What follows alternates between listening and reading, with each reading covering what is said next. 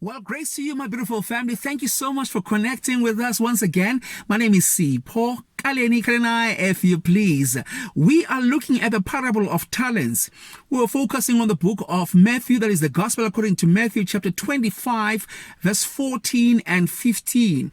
In our previous session, we focused on verse number 14 and 15 in laying the foundation on the importance of knowing that which you have been given according to your own ability by the Master. So know your talent. But most importantly, you need to know the terms and conditions that govern that very talent or gift that you have received from the Lord. And you do so by acknowledging the giver, that every perfect gift comes from a perfect giver. And most importantly, that every talent or gift comes with terms and conditions. In other words, you need to know what that talent is. You also need to know where that talent is applicable, how it must be used, when it must be used, and of course the purpose generally for that very talent.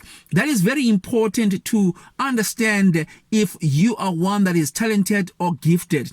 It is important that you must just appreciate the fact that the Master was not interested in these servants competing amongst themselves. Although he has given them 5, 2, and 1 talents respectively, if you go down with the same scripture on Matthew chapter 25, you'll realize that when he returns, he is pleased with 2 brothers, 2 servants.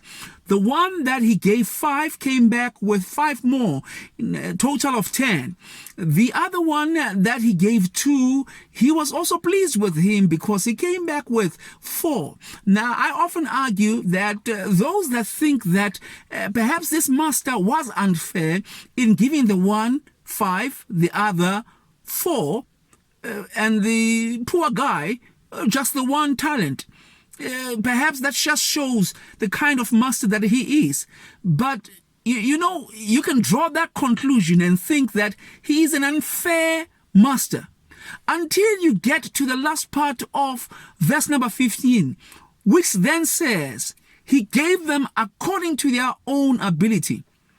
He is pleased with the one that came back with 10, equally with the one that came back with 4, with no competition. He's just saying, well done, you good and faithful servant. You were faithful in the least that I've given you. Welcome to my home. And then the scripture goes on and on. But here is what he's saying to. He's not pleased with the last guy that he gave only 1 talent. And I want us to just explore that one. Now, every talent has a nature of doubling up. In other words, that which God gives us as a talent or a gift has the ability to be able to expand, to double up, to really grow exponentially, so that it then does not become that which it was when you first received it.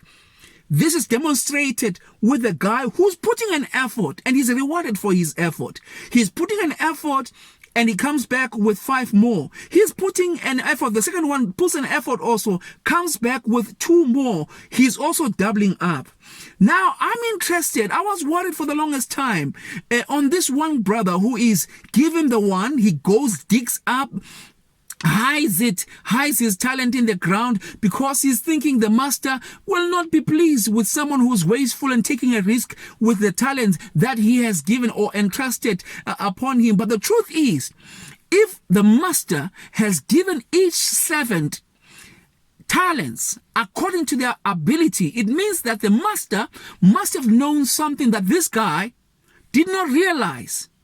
And that is, if 1 multiplied by any number is that number, it can only mean one thing, that this brother had the opportunity to expose the one gift that he was given to a grace of plenty. And the grace of plenty would make that which is 1 talent to seem like that which is huge. What am I saying? 1 multiplied by 2, as an example. 1 multiplied by 2 will be 2. And you think to myself, okay, so if he exposed himself to that which will make him ultimately look like he has returned with 1 more gift, then it's fair. But the truth is, he had the ability to even do more. Had he exposed the one talent to that which is plenty, the grace of plenty would magnify and amplify that which is one to be really big. And the example is also found in maths. 1 multiplied by, say, 1,000 will be what? 1,000.